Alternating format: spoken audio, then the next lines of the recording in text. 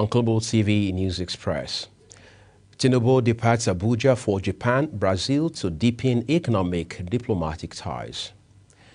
In business, federal government says it targets 10,000 women-owned export businesses by 2030. On the foreign scene, United States approves $346 million weapons sale to Nigeria. And in sports, Nigerian National Sports Commission suspends Boxing Federation elections to aid due process.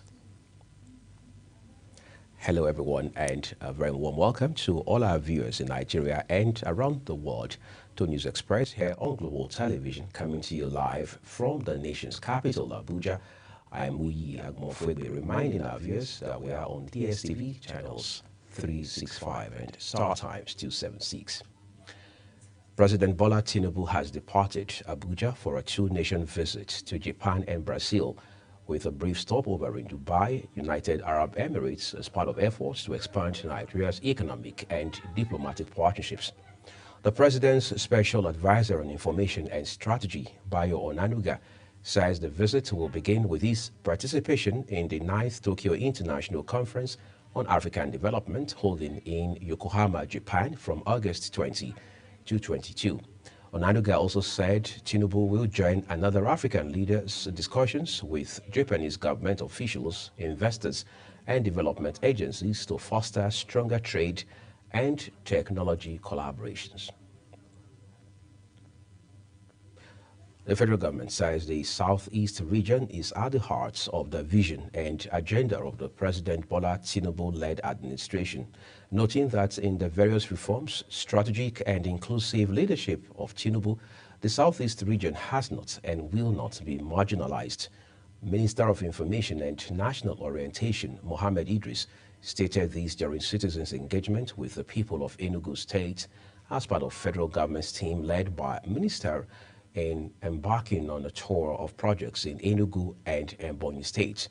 Idris said the essence of the tour is to interact directly with citizens and showcase ongoing projects of the current administration in the nation's southeast. The federal government has launched the Tertiary Institutions Support Fund, a landmark welfare and empowerment initiative for academic and non-academic staff in Nigeria's tertiary institutions. A statement issued by Minister of Education, Dr. Tunji Alausa, says the fund was described as a direct response to the welfare and professional growth needs of the nation's tertiary institution workforce. In the meantime, the federal government has imposed a 7-year moratorium on the establishment of new federal universities, polytechnics, and colleges of education. He cited the proliferation of underutilized institutions, overstretched resources, and a drop in academic quality as the main reasons for the decision. The decision was approved at the Federal Executive Council meeting presided over by President Bola Tinubu, following a presentation by Minister of Education, Dr. Tunji Alausa. Mukhtar Kazim completes the story. Briefing State House correspondents after the meeting, Minister of Education Dr. Tunji Alausa says the challenge in Nigeria's tertiary education system is no longer access but inefficient duplication, poor infrastructure, inadequate staffing, and dwindling enrollment in many existing institutions. The minister noted that 199 universities received fewer than 100 applications through the Joint Admission and Matriculation Board last year, with 34 recording 0 applications. He says out of 295 polytechnics nationwide, many had fewer than 99 applicants, with 219 colleges of education also posted poor enrollment figures, including 64 with no applications at all. Today, in our country, access to tertiary education is no longer an issue.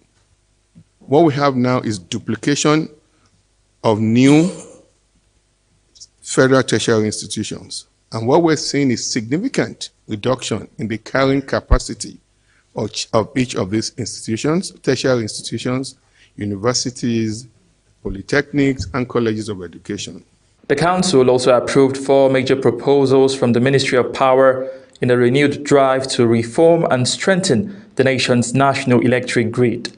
Minister of Power Adebayo Adelabu said the first approval was the release of 13 billion naira for compensations on the right-of-way acquisitions under the Lagos Industrial Transmission Project, funded through a $238 million development loan from the Japan International Cooperation Agency.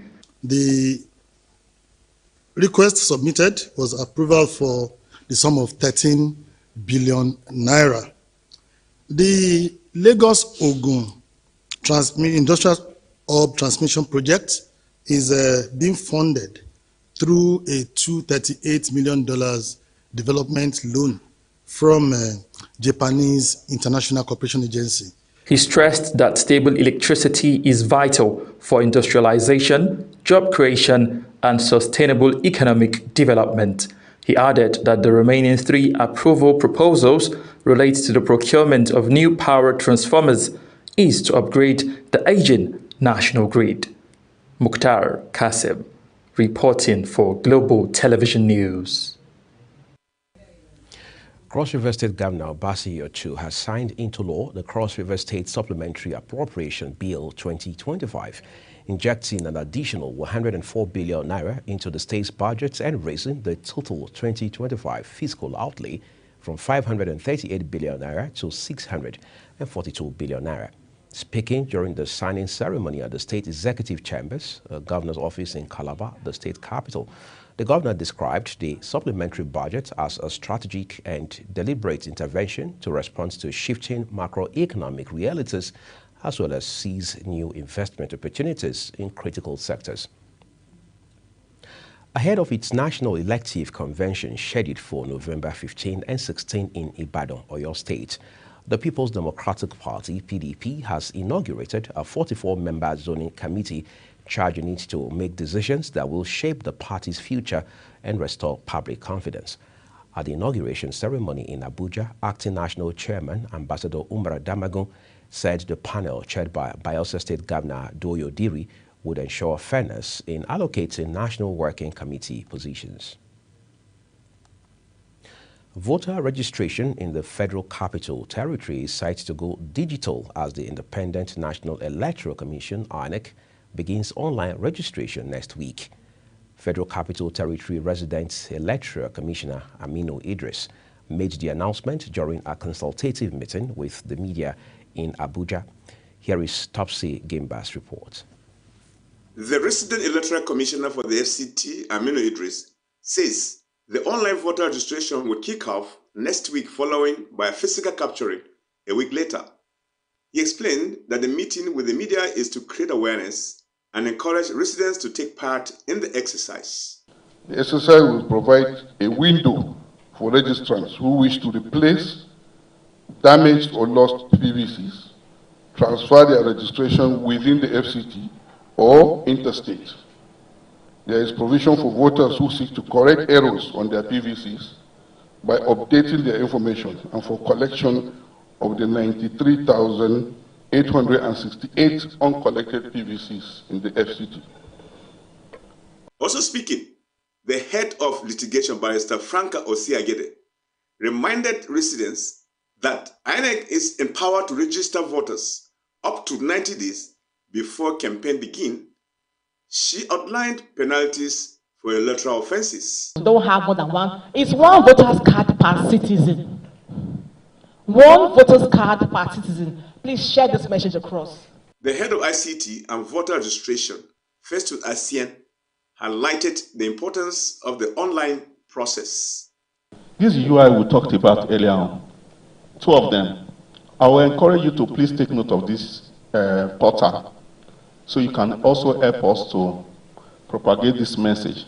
All those activities I've mentioned before, if you have this at your fingertip with your smartphone, you can perform all these activities without you going to INEC office. Administrative Secretary Akimbola Olajinjoye noted that INEC is working with the National Population Commission to ensure the voter registry is updated to reflect only eligible living voters. Most times, turnout at display exercise is very extremely low. People don't even come out to check. But this is the only medium that we have as INEC for us to know those people are dead. And you know how it is. You can't just remove people's name from the register because they have not come to vote. Though no end date has been set aside for the CVR, INEC says campaigns for the FCT Area Council election next year are expected to commence no later than 150 days to the election as stipulated by INEC. Topsy Gimba reporting. Well, thank you, Topsy. The Nigeria Security and Civil Defense Corps says it has deployed 20,850 personnel to ensure protection of lives and critical national assets and infrastructure for these Saturday's by-elections. This is contained in a statement by the Defense Corps Public Relations Officer Babatunde Afolabi in Abuja, saying the Corps Commandant General Ahmed Audi, while deploying the personnel, said they were deployed to ensure a hitch-free by-election in the 16 constituencies across 12 states of the country. In auto security matters, Defense Headquarters has refuted media claims that notorious bandit kingpin Bello Turji, who has been behind series of attacks in Zamfara, Kebbi, and parts of Katsina states, has surrendered. Addressing journalists on the operational activities of the armed forces in Abuja, Director of Defense Media Operations, Major General Marcos Kangie, says Turji is still at large and remains on the military's most wanted list. Defense correspondent Kikelomo Okere has the details. Turji, a wanted bandit leader operating mainly in Zamfara and Sokoto State, have been accused of masterminding several attacks on communities in the northwest. Recently, there were reports that the band leader had surrendered his arms and released 32 kidnapped victims following a peace initiative brokered by Islamic cleric in Zamfara State. Director of Defense Media Operations, Major General Marcos Kenge, denied reports that bandit leader Bello Turji has surrendered to the military. Right. It is also gratifying to inform you that the terrorists' will to fight has been shattered, as many of their strategic commanders have been eliminated during the past 2 months. As such, their capacity to launch coordinated attacks has significantly been degraded. The director also dismissed an Amnesty International report accusing troops of unlawful killing in the southeast, describing the allegations as false and unfounded. General Kenge stressed that the armed forces are deployed to protect lives and property, not to harm the population. The military is not engaged in any extrajudicial killing in the southeast. Speaking on the recent protest by some retired military personnel, Kenge says the matter has been addressed last week by the Military Pension Board in a meeting with the affected veterans. Kikelomo Okere, Global Television News. Our defense correspondent, Kikelomo Okere, we appreciate you for your reporting. The Chief of Defense Staff, General Christopher Musa, has advocated the need for cattle ranching as part of measures to address the perennial conflicts between herders and farmers. He stated this while addressing a press conference in Abuja ahead of the Maiden African Chiefs of Defense Staff Summit aimed at strengthening continental security collaboration. Again, let's join Kikelomo Okere for more. The Chief of Defense Staff, General Christopher Musa, observed that to address emerging threats of perennial conflict between the herders and farmers, there is need for cattle ranching to help address some of the security challenges bedeviling the African continent. He emphasized that ranching has a lot of advantage for the owner of animals, hence it should be embraced without hindrance. If you don't want to call it ranch, call it whatever it is, but provide an area where they don't need to move around. Because once they move around, they spend energy, they are smaller, they don't produce so much milk for you to do. But when you ranch them, you get the best out of it. So it's a win-win thing for all of us. And I want us as Nigerians to look at this so that we can deal with this issue. Because one of the basic security challenges we're having is this issue of farmer herders issue. We must be able to address it as Nigerians. And The CDS condemned insinuation in some quarters that he was advocating for ranching and therefore asking the government to take people's land. He identified critical threats confronting Africa, including terrorism from Boko Haram, Al-Shabaab and ISIS affiliates, rising banditry and kidnapping, piracy in the Gulf of Guinea and emerging cyber attack on defense system.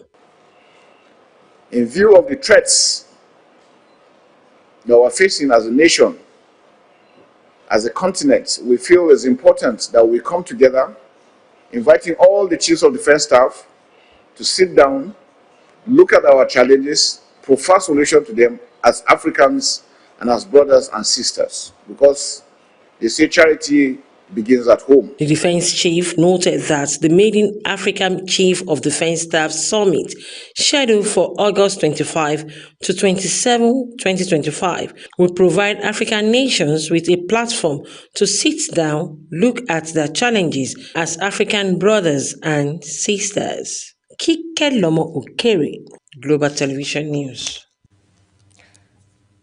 Governor Hassan Alia of Benue State has expressed the determination of his administration to come up with more empowerment programs for women in the state. The governor, who made this known while receiving members of the Ipuso Women Association on a solidarity visit to the government house in Makurdi, stated that this would be achieved through more women-friendly programs as well as policies to drive development. Felicity Ndebri reports.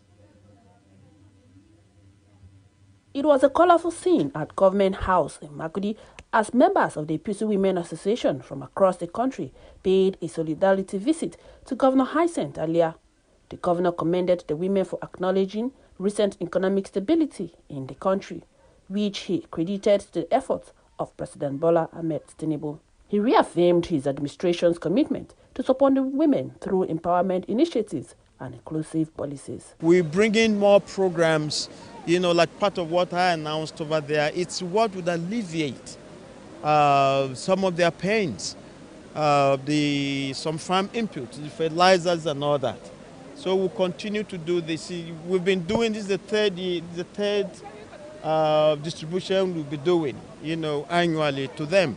So, and they pay relatively, not much at all, because we bear the burden so that they get out there and do much on their farms. And this is why we're having quite bumpy harvests. For the women, the visit was an opportunity to reaffirm their support for the governor's leadership and developmental agenda, which they say have given them a stronger voice through appointments and empowerment programs. I'm very satisfied. Was I seeing flyover anywhere in Benue State before? Did I even see open doors, clear open roads before? The salaries are the civil servants crying again about salary? No. Too many to count. And then we talked about the women. The first governor to appoint a female as the SSG of his state. We women, we can see what our executive governor of Benue State demonstrates. We have cooperatives. We are taking it one after another to him to coordinate the women, to bless them in petty business. Those who need to farm, they will farm. And you see that he promised women on what to do to them, for them to feel happy. As a mark of honor, the women dressed the governor in traditional Tiv attire. In Makurdi, Felicity Ndere, reporting for Global TV News. Well, thank you, Felicity. You're watching the live broadcast of News Express. When the rest of the news returns, federal government says it targets 10,000 women-owned export businesses by 2030. We'll have those details and more for you shortly. Please don't go away.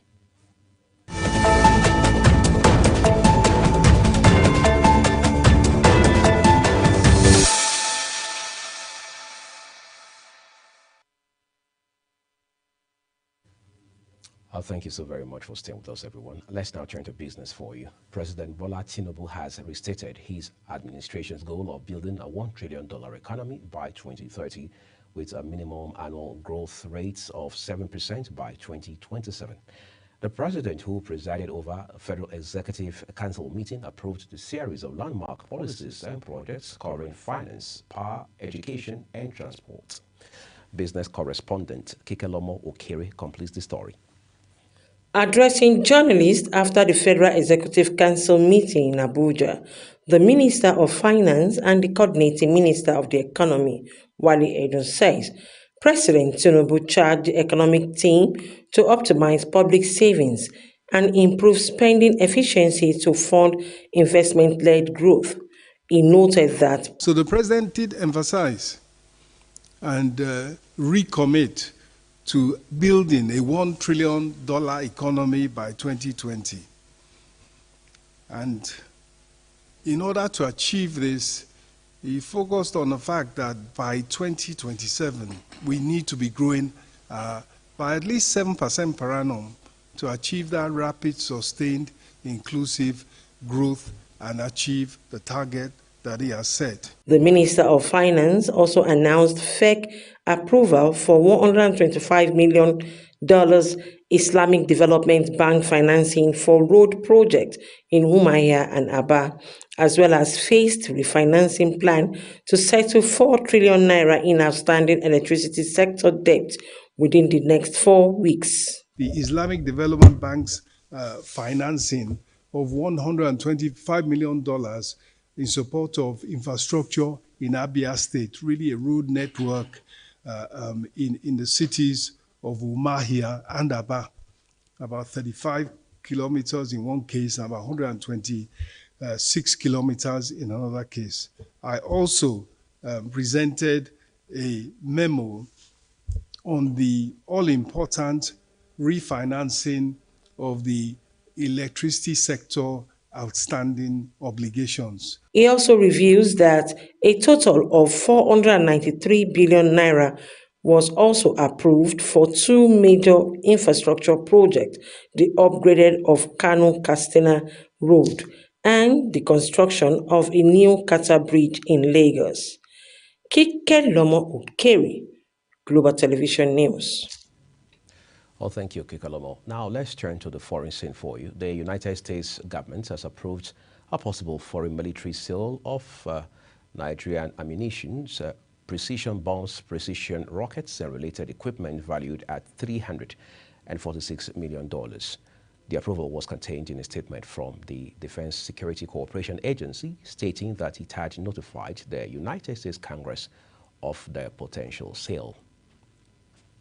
And now a quick look at sports. The Director General of the National Sports Commission, Bukola Olakbade, has suspended the Nigerian Boxing Federation elections to ensure due process and allow proper participation of all stakeholders in the electoral process. Olakbade gave the response in addressing the perceived anomalies leading to the now postponed Federation's elections, saying the suspension followed widespread disbelief amongst boxing stakeholders after a timetable was released for the polls with less than a 48-hour window for aspirants to complete their nomination forms and screening processes. Let's now end Global TV News Express by taking a look at some of our big stories. President Bola Tinubu has departed Abuja for a 2-nation visit to Japan and Brazil with a brief stopover in Dubai, United Arab Emirates. In business, the federal government has unveiled a plan to empower 10,000 women-owned export-ready businesses across the country by 2030 and facilitate international market access for 3,000 women-led small and medium-sized enterprises by 2027. On the foreign scene, the United States government has approved a possible foreign military sale to Nigeria of munitions, precision bombs, rockets, and related equipment valued at $346 million. And finally, in sports, Director General of the National Sports Commission, Bukola Olakbade, has suspended the Nigeria Boxing Federation elections to ensure due process and allow participation of all stakeholders in the electoral process. And that's all I have for you on News Express. A quick reminder that you can find Global TV on DSTV channels 365 and Star Times 276. Follow and engage with us across social media platforms using @GlobalTVNG as well as other handles as you now see on your screen. I am Uyi Agumofwegbe. Thank you very specially for watching. I'll see you again.